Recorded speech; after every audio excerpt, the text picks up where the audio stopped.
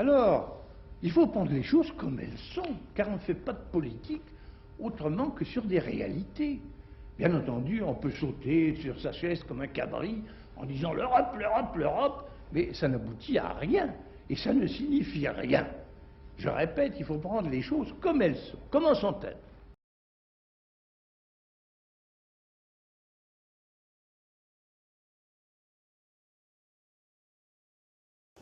Eh bien, un de mes collègues avait décidé que le référendum de mai 2005 était une catastrophe.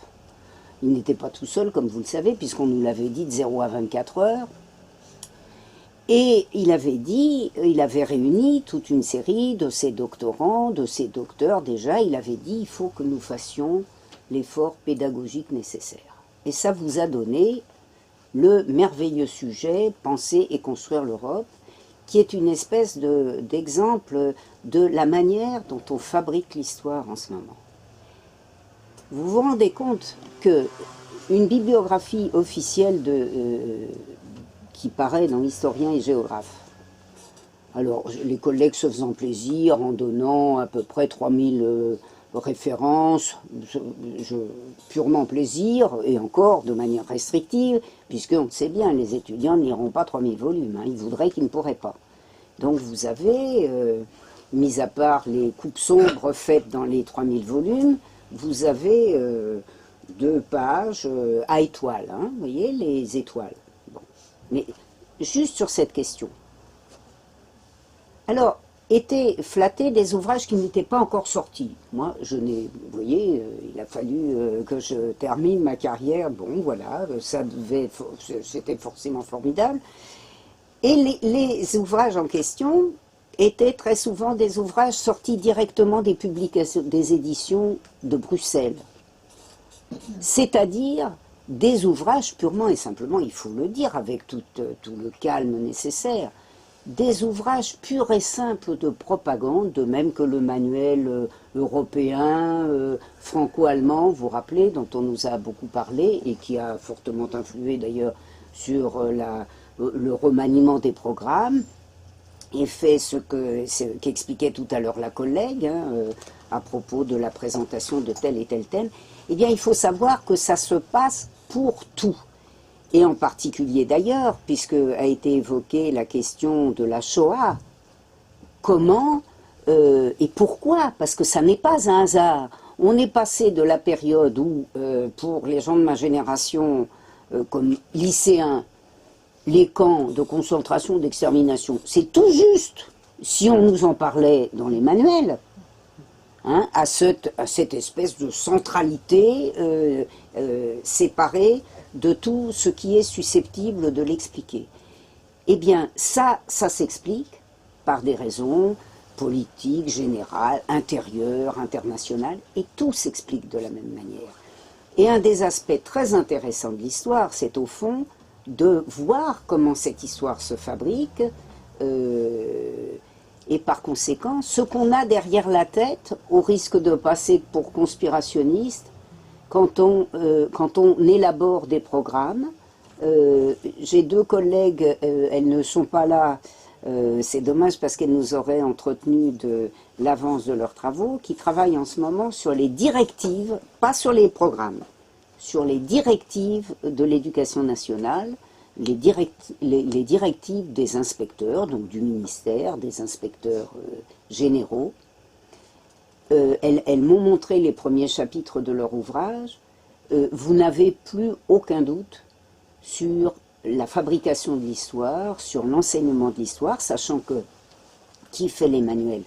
Les professeurs de l'enseignement supérieur qui, s'ils ne les font pas entièrement, les chapeautent. Et par conséquent, c'est une donnée qu'il faut absolument prendre en compte. Que le fait qu'il ne s'agit pas d'une sorte de discipline intellectuelle pour laquelle on dispose d'une grande liberté, mais qu'il s'agit d'une opération politique, d'une opération fondamentale qui compte autant que la préparation, que la propagande quotidienne diffusée sur les ondes et qui nous explique, par exemple, avec M. Guetta, puisque je vous l'ai dit, c'est le service public que j'écoute tous les matins, la consigne que si nous ne sommes pas assez européens, nous allons vers l'abîme. Est-ce que vous pourriez nous expliquer la formation, comment on nomme les inspecteurs généraux? Autrefois, c'est-à-dire avant les années 70, on devenait inspecteur général après avoir suivi un parcours normal de professeur de lycée, donc s'être mis les mains dans le cambouis, avoir vu ce qu'on récupérait en seconde, quel était le niveau de connaissance des élèves et quels étaient leurs bagages, et puis on élaborait des programmes en fonction de ça. Et puis, je ne sais plus de quand date le moment où on n'a plus pris les inspecteurs généraux dans le vivier des professeurs, mais ça a été des nominations purement politiques. Absolument. Pour suivre une politique précise. Et en lettres, c'est très clair. Et par exemple, en lettres, on n'enseigne plus le XVIe siècle, mais on n'a pas osé supprimer le XVIIIe, et je ne vois pas du tout comment, dans le XVIIIe siècle, on peut expliquer à des élèves le XVIIIe siècle sans avoir expliqué le XVIe siècle, puisque tout va naître de là avec les guerres de religion, etc. C'est hallucinant. Et on passe pour un diplodocus quand, en seconde, on se permet de faire un parcours depuis le français écrit, enfin, disons depuis le Moyen-Âge, jusqu'au XVIe, en leur donnant une espèce de patrimoine et en leur donnant quelques bases, de façon qu'après en première, ils ne soient pas complètement noyés. Et quand on essaie de bosser avec les professeurs d'histoire qui officiellement commencent avec les grandes découvertes, à ce moment-là, moi je découvre ce que c'est que l'enseignement des grandes découvertes, etc., vu par un programme de seconde. C'est hallucinant, absolument hallucinant. À part les bateaux, tout très technique, comme vous disiez tout à l'heure, des objets. On étudie les objets et pas du tout des grands mouvements. Enfin, on ne peut plus enseigner, en fait. On ne peut plus. En tout cas, la littérature, personnellement, moi, je ne peux plus l'enseigner. L'histoire non plus, la géographie n'a pas d'avantage, on est mal barré.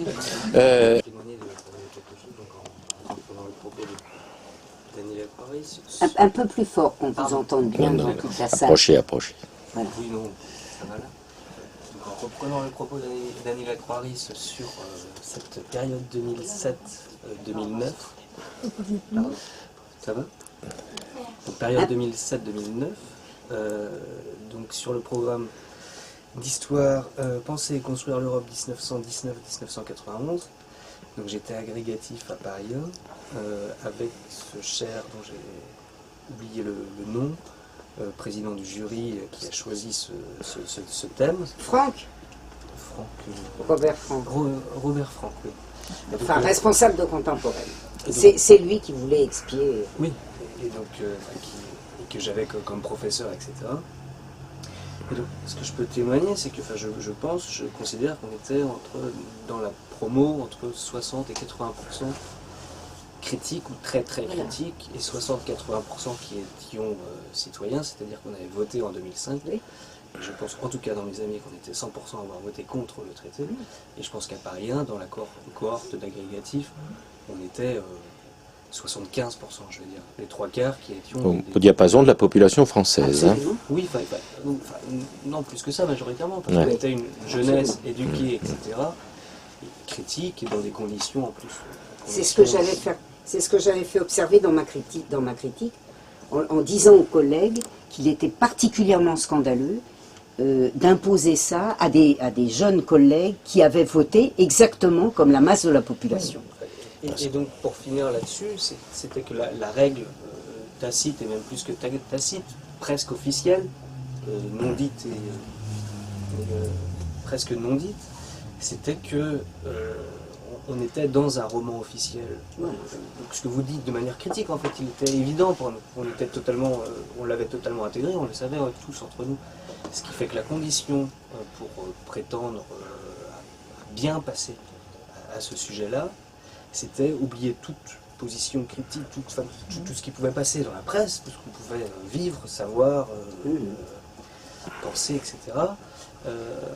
Et totalement suivre le roman officiel posé posée par la Commission européenne. Dans la bibliographie, on retrouvait, c'était clair, c'était elle. Et pour simplifier, on nous invitait même à aller voir ce qui était produit par la Commission européenne en deux pages, une note qui nous explique comment la construction européenne, elle vient au mieux du traité de Rome, au pire du traité de Rome, au mieux on remonte à, je sais pas, à la SDN, à Hugo au 19e, à un beau roman européiste. Et pour dire quelque chose, dans les programmes eux-mêmes, c'était la seconde Guerre mondiale, le nazisme était totalement, quand on prenait un manuel, le nazisme sur un manuel d'Agreg qui représente 500 pages pour les plus gros, le nazisme représentait, avec un peu de chance, 50 pages, sinon 20, 30, parce que le nazisme était pensé comme l'anti-Europe. Absolument. Donc, vu qu'on pensait et construisait l'Europe, le nazisme n'existait pas. N'est pas du tout. Hors Or, la période nazie est une grande période européenne. Non, c'est ce que voulaient faire les nazis d'ailleurs, construire l'Europe. J'ai quand même réussi à découvrir que la CE, Communauté économique européenne, était un terme qui a été inventé, si je ne me trompe, par le patronat en Bavière, si j'en ai de bons souvenirs. Et enfin, pour finir, vous étiez interdite, la bête noire de ces programmes. C'est flatteur. Et j'ai eu la chance de me retrouver avec vous dans une petite salle à Paris-7 Diderot, avec quelques amis agrégatifs, pour préparer des oraux. Et je me souviens, on était à 4-5 avec vous. Et enfin, c'était un bonheur pour nous parce que c'était un bol d'air. Et vous nous retourniez à Aristide Briand, etc. C'était assez génial. Ça c'est, je veux dire, voilà, ça s'est vécu et ça se savait. Parce qu'ils n'étaient quand même pas plus idiots que la masse des votants, et qu'on savait bien qu'il y avait un petit peu plus d'esprit critique chez eux. Il y a une question. Un normal sup, moi je connais un jeune homme de normal sup, il sait rien du tout. Normal sup. Ah ben, nous avons des normaliens ici, mais ils sont plus spécialement jeunes hommes. Oui, ça. Cela dit, excusez-moi de faire une petite parenthèse, quelqu'un a dit, heureusement qu'il y a les maths, pas du tout. En maths, c'est aussi absurde, je fais partie d'une association. Ah ben, Stella Baruch, qui est une fidèle de la librairie, me le répète quotidiennement, et Dieu sait qu'elle est qualifiée sur la question. On coupe n'importe comment pour faire rentrer les programmes dans des horaires qui diminuent chaque fois, et on coupe des pans de savoir que les élèves sont supposés connaître quand ils arrivent dans la classe d'après, et qu'ils n'ont jamais vu. Et pourtant, nous avons preuve du succès de cette stratégie, 80% d'une classe d'âge maintenant qui a le bac. Alors, il va falloir expliquer cette contradiction. J'ai une petite idée sur l'explication, mais Aymeric, tu voulais poser une question? Je vais formuler ma question après Je suis confiant, les choses vont se faire. Et ça, c'est un point sur lequel, à mon avis, ça me semble essentiel, mais j'aimerais bien vous entendre sur la question des archives et la manière dont la stratégie, on n'a pas de Sonia Combe, là, mais quels sont les enjeux dans ces archives-là? Parce qu'à mon avis, c'est la question clé. Je pense qu'il y a un certain nombre de bouquins comme ceux d'Annie Croix-Ries, du choix de Daïfet, Industriel et banquier, sous l'occupation, qui simplement effacent les mauvais livres. Et ça, ce phénomène-là, il est objectif contre cet irrationalisme. Il y a la meilleure réponse, c'est de faire des beaux livres d'histoire, de belles recherches. Et voilà, je voulais un peu qu'on parle un peu de la question ça, c'est sur la partie du faire l'histoire. Hein. Voilà. Mais on réabordera l'enseigner après, mais peut-être que Annie peut répondre là-dessus. La remarque d'Aymeric est très pertinente, c'est-à-dire que si on donnait dans l'affect, on dirait que c'est un des drames de la période que de constater le hiatus entre ce qui est produit et ce qu'on a les moyens de produire, parce qu'on n'a jamais eu tant, en tout cas en contemporaine, de toute façon ça vise la contemporaine, hein, le problème des archives, de l'ouverture des archives, on n'a jamais eu une masse d'archives aussi considérable au service de la contemporaine. Le problème, c'est que dans une situation donnée de fermeture ou de décision en matière de ligne, vous pouvez faire qu'il y ait des masses d'archives disponibles et qu'elles ne soient de fait pas disponibles parce que les historiens, les jeunes historiens ne peuvent pas aller mettre le nez dedans. Et pourquoi ils ne peuvent pas aller mettre le nez dedans? Parce que si vous voulez avoir aujourd'hui un jeune historien qui décide de travailler sérieusement, par exemple, sur l'Union européenne, il va trouver qui pour diriger sa thèse? Il va ne tomber que sur la kyrielle d'historiens qui ont œuvré à la grandiose question penser et construire l'Europe. Il n'aura pas de jury. Alors, c'est le problème. Ce qui est nouveau, d'ailleurs, ça n'est pas du tout, Émeric a raison, ça n'est pas du tout, finalement, le contrôle sur l'histoire. Il n'a jamais existé une période historique sans contrôle des classes dirigeantes sur l'histoire. Le problème, c'est que il a existé, notamment en France, pendant longtemps, un mouvement ouvrier qui s'intéressait beaucoup à l'histoire, qui a servi, les intellectuels ne le savaient pas, mais qui a servi de protection aux intellectuels, parce que l'existence de ce mouvement ouvrier n'avait pas du tout, ne s'était pas du tout traduite par le marxisme régnant à l'université. Il faut vraiment des âmes battées pour venir raconter une chose pareille. Hein, moi, je peux vous dire, j'ai passé la grecque en 70. En 70, quand on était marxiste à l'université, si on était contemporanéiste, qu'on s'intéressait à l'économie, à l'histoire des relations internationales, il y avait un prof qui pouvait nous accueillir. Hein, et encore, c'était Pierre Villard, il n'avait même pas été élu par les historiens à Paris 1, il avait été élu par les géographes et les historiens, parce que s'il avait attendu les historiens, il n'aurait jamais été élu. Hein, vraiment une des lumières de l'histoire du XXe siècle. Hein. Vénéré dans tout le monde hispanique, mais pratiquement enterré, moins que l'histoire sérieuse d'aujourd'hui, mais de fait pratiquement enterré. Donc il faut bien se rendre compte que la liberté relative du choix des sujets, elle a été fonction de l'existence d'un mouvement ouvrier fort. Parce que il y avait un intérêt pour l'histoire sociale, par exemple. Vous connaissez une thèse d'histoire sociale en train de se faire? Une thèse d'histoire économique et sociale en train de se faire? Non, parce qu'elle ne peut pas se faire. Vous connaissez une thèse sur l'histoire de l'Église en train de se faire? Non, c'est impossible.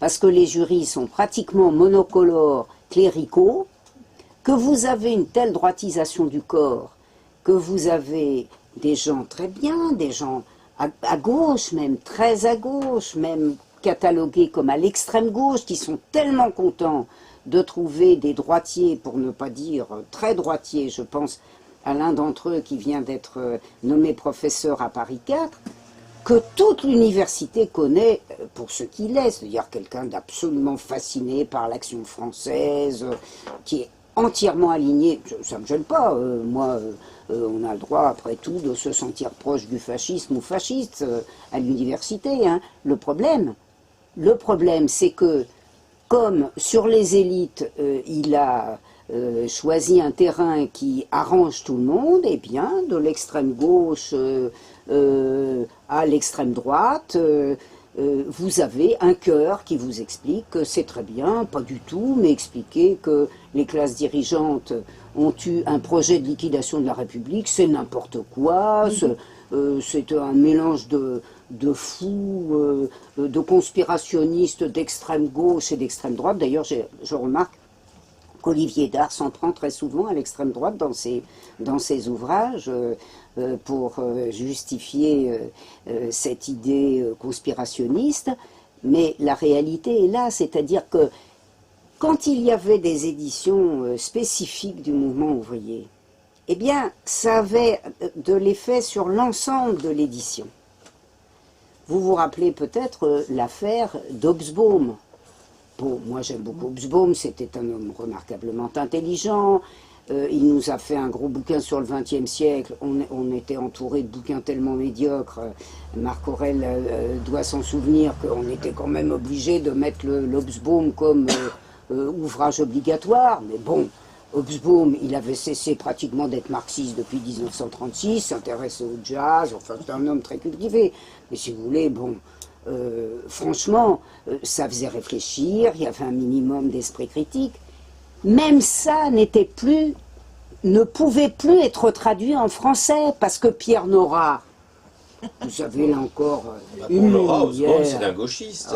Non, mais Pierre Nora, le gauchiste, avait expliqué que, parce qu'il faut connaître l'histoire de la traduction d'Hobsbawm, il avait expliqué que les intellectuels français avaient été très abîmés par le marxisme, et puis, enfin, ils avaient été marxistes. Alors, M. Pierre Nora, le souvenir, les rues, tout ça peut-être, mais enfin, il ne connaît pas l'université. Hein.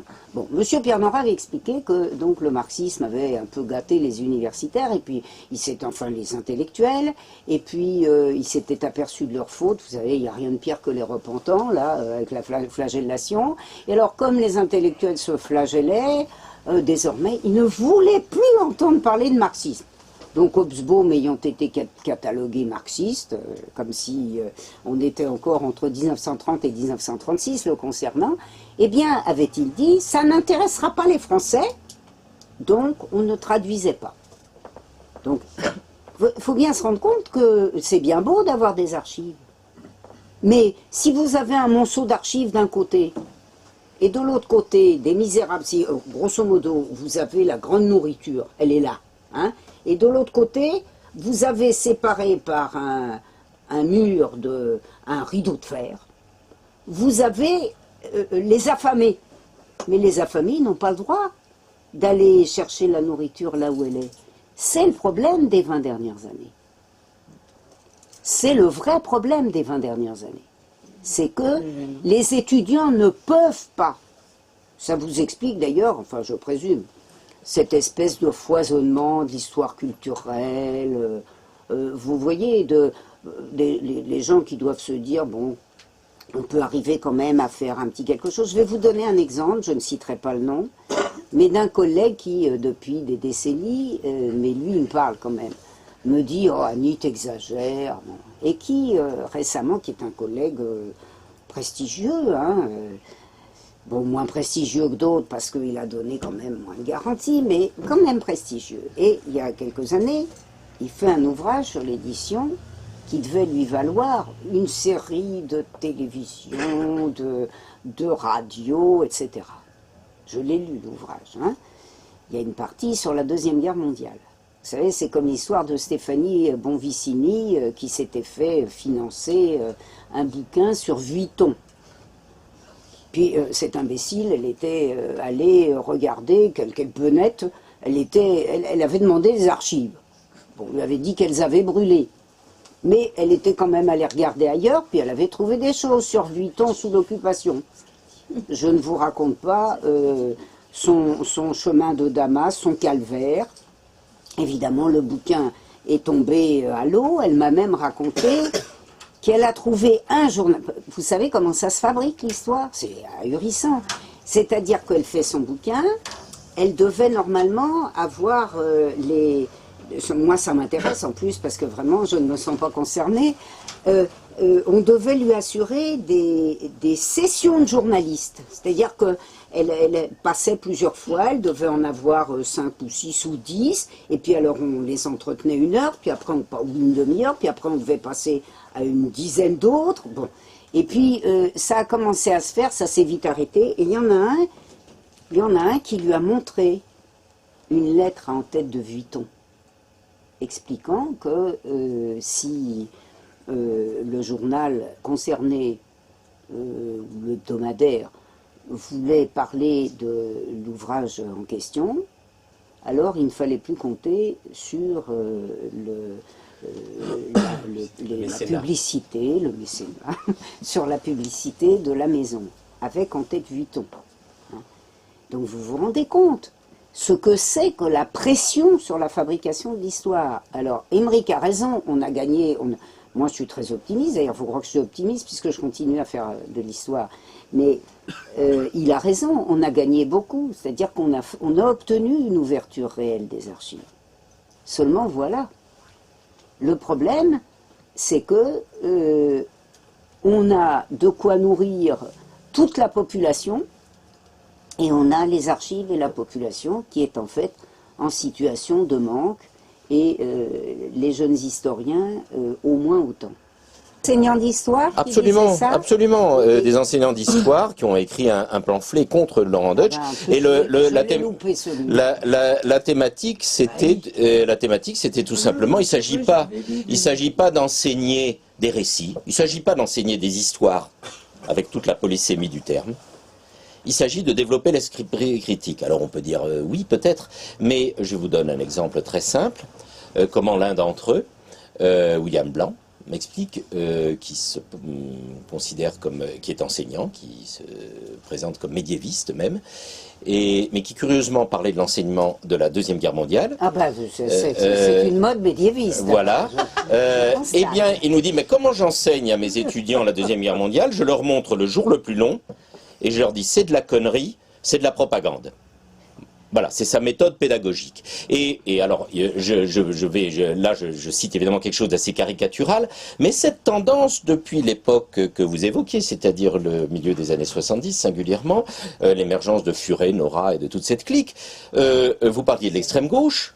Il y avait parmi les jeunes enseignants qui étaient là, des gens qui se prétendent de gauche, voire d'extrême gauche, d'extrême droite, une jeune femme qui était clairement d'extrême droite, pour ne pas dire royaliste. Non, non, et elle disait qu'elle l'avait été. Oui, qu'elle avait été, qu'elle ne l'était plus. Oui, c'est vrai, très juste.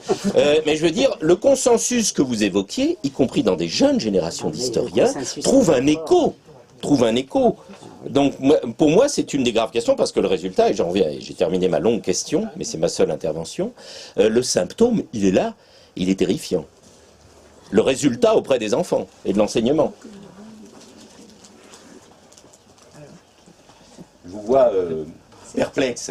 Ah ben, pas du tout, mais quand vous avez une génération qui sort des questions de Capes et d'Agrègue dans l'état où elle peut sortir après apprentissage des questions que j'ai évoquées, alors, il y a deux choses. Je dirais qu'il y a le niveau élevé et le niveau inférieur en importance hiérarchique. Qui fait les manuels?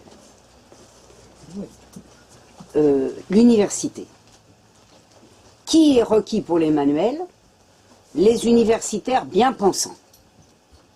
De telle sorte d'ailleurs, je vais vous donner un exemple d'universitaire pas bien pensant et dont les manuels ont été balayés, qui a été longtemps un universitaire ou quasi-universitaire, qui a été prof de la prépa d'Henri IV, qui était le formidable Jacques Bouillon, qui était un modèle de ce que j'appellerais intellectuel de synthèse. Il avait pas poussé beaucoup la recherche, mais c'était de ces érudits extraordinaires qui, dans les classes prépa, ont une culture qui est d'ailleurs globalement très supérieure à notre culture de spécialiste. Hein. Bon. Qui était un type vraiment formidable, qui a fait des manuels. C'est bien simple quand ces manuels d'histoire des 19e et 20e siècles, programme de première et de terminale et de seconde, à l'époque de cette histoire des civilisations, mais y inclut l'histoire de la Révolution française. C'est donc Jacques Bouillon a fait des manuels avec les changements de programme de 1980. Je n'ai jamais retrouvé de manuel d'une telle qualité. D'ailleurs que les collègues bien formés du CAPES et de l'agrégation des années 80 avaient apprécié à tel point que, par exemple, dans mon lycée, ça a été un cri. Tout le monde a dit, on veut le Bouillon, on ne veut aucun autre manuel. Ça a duré 3 ans. Hein? Ça a duré 3 ans, après quoi, outre ceux qu'on devait supporter dans la période antérieure, y compris Raymond, le modèle du cléricalisme et de l'absence d'archives, parce que Raymond n'avait jamais lu une archive. Hein.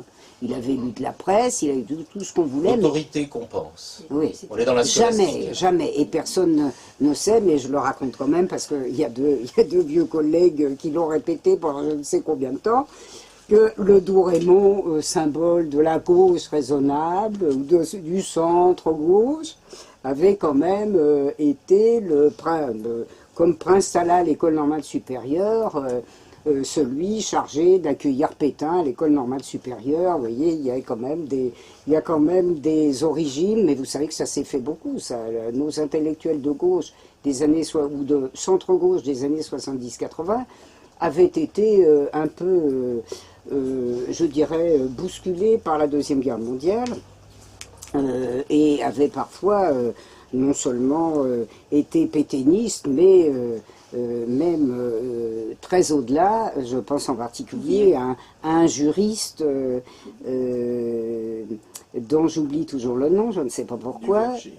Pardon ? Duverger, qui avait été doriotiste jusqu'au trognon et qui avait passé une partie des années suivantes à arracher de toutes les bibliothèques sa production dans la presse doriotiste. Il faut réfléchir à ce que c'est que l'existence d'un mouvement ouvrier, parce qu'on avait quand même des cadres intellectuels qui n'étaient pas particulièrement progressistes dans les années 70. Hein. On arrivait quand même à faire de la bonne histoire. Et Duverger, excuse-moi, mais vous jouissez d'un prestige considérable. Mais attends, il faut se rendre compte de ça. C'était le maître du journal de référence.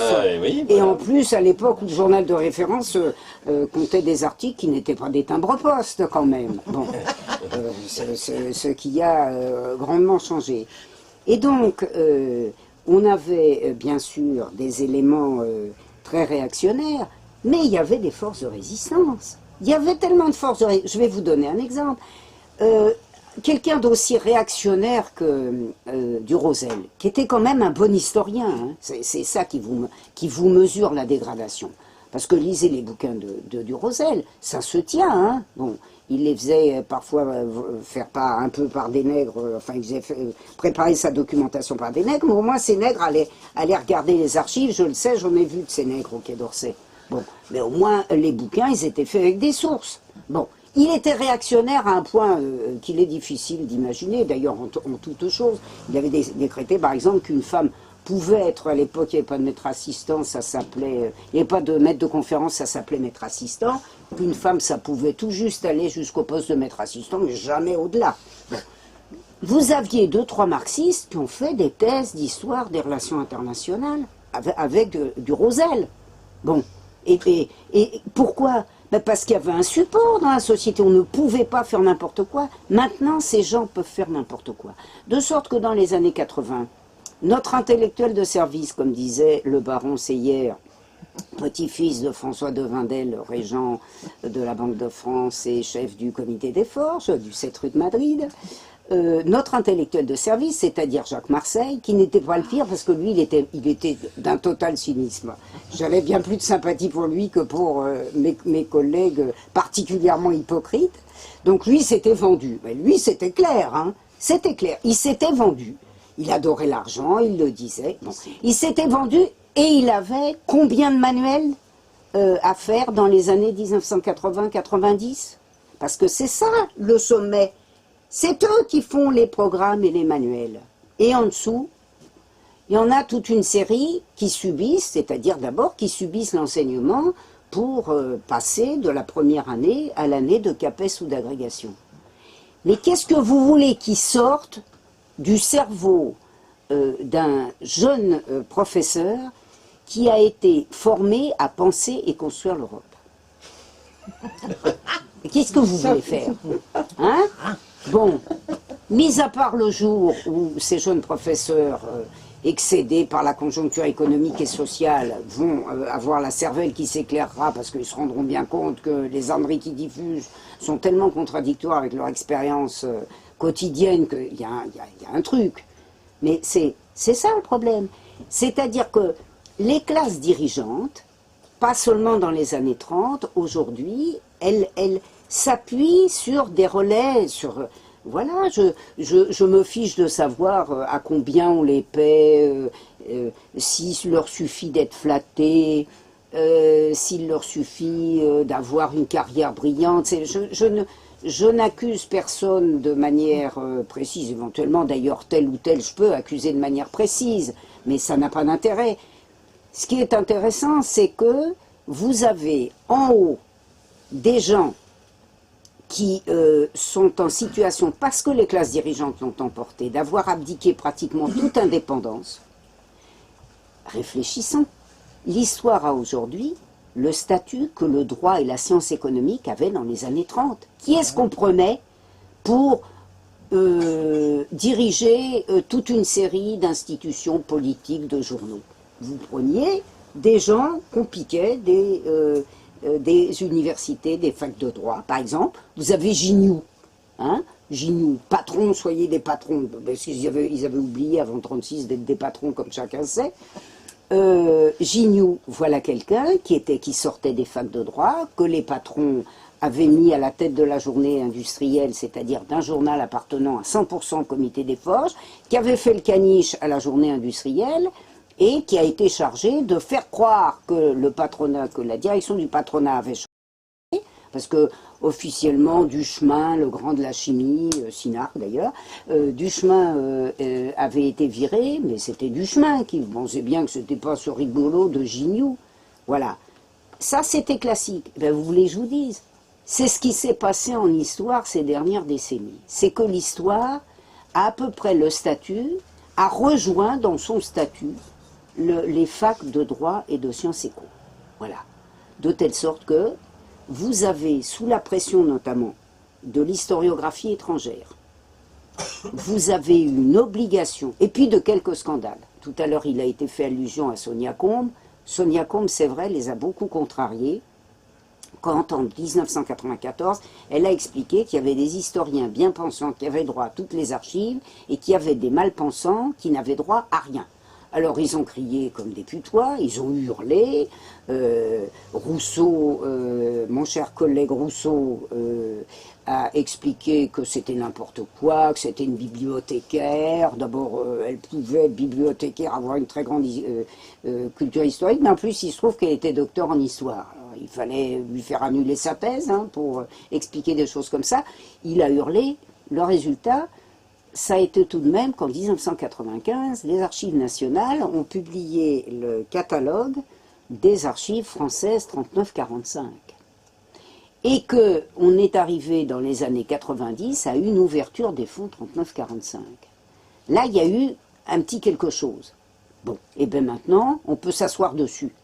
Parce que les archives, elles sont là, elles sont magistrales, elles sont effrayantes, mais trouvez-moi des étudiants pour aller faire des thèses sur les archives en question.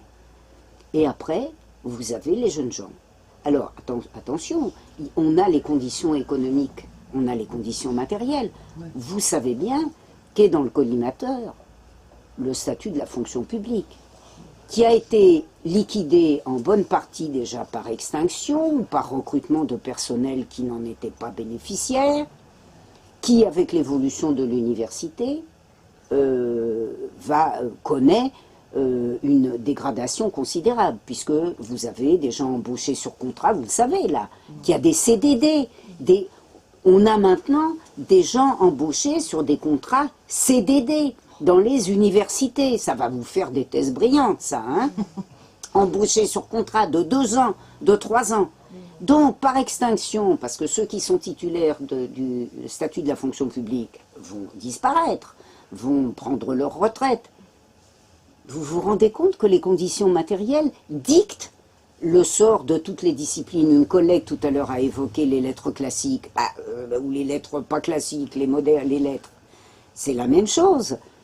C'est-à-dire que les conditions matérielles dégradent encore la situation. Parce que les étudiants, ils se doutent bien qu'on leur raconte n'importe quoi. Ça se dit, vous savez, de même que tout le monde sait on dit quels journalistes touchent et font des ménages, mais quels historiens touchent et font des ménages. Parce qu'il y en a qui font des ménages, et beaucoup de ménages. Je peux vous dire que Marseille n'était pas le seul qui me disait, il y a 15 ans, oh, bah, c'était avant l'euro. On me disait, je prends 3 000 euros. Il m'avait dit, oh, pour une demi-journée, là, je vais doubler. 3 000 euros? Oui, mais c'est une fortune. Ils allaient faire des ménages, je peux vous le dire. J'ai un mari qui travaillait dans la sidérurgie. Il a même rempli des fiches d'émoluments pour des conférences qui étaient des conférences. Des ménages, précisément. Voilà, des ménages. Au sens figuré, c'est une métaphore. Mais vous ne pouvez pas imaginer. Un jour, j'ai assisté à une réunion de gens très bien, de profs d'histoire, d'économie, mais j'ai été effarée, parce que j'en connaissais beaucoup, mais je ne savais pas que ça avait pris un retentissement comme ça. Une collègue un jour de débat de 2001 où j'avais essayé d'intervenir, parce que naturellement je n'étais pas dans le cénacle des débatteurs, il y avait Fridanson, tout ça. Bon, je n'y étais pas, mais j'avais posé des questions quand même. Et je sors de la réunion avec une collègue qui me dit, une collègue de Moderne, et qui me dit, mais vous ne pouvez pas penser, maintenant ils nous payent pour faire des histoires des dynasties du Bordeaux, en Moderne. Donc, vous voyez ce que ça veut dire?